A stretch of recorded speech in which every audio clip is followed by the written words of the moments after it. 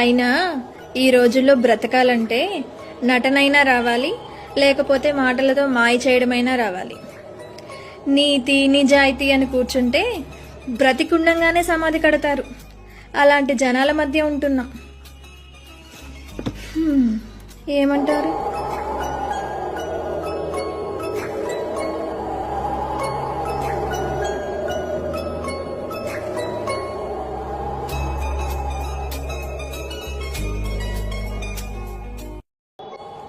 అయినా ఈ రోజుల్లో బ్రతకాలంటే నటనైనా రావాలి, లేకపోతే మాటలతో మాయ చేయడమైనా రావాలి. నీతి నిజాయితీ అని కూర్చుంటే బ్రతికుండంగానే సమాధి కడతారు. అలాంటి జనాల మధ్య ఉంటున్నాం. ఏమంటారు?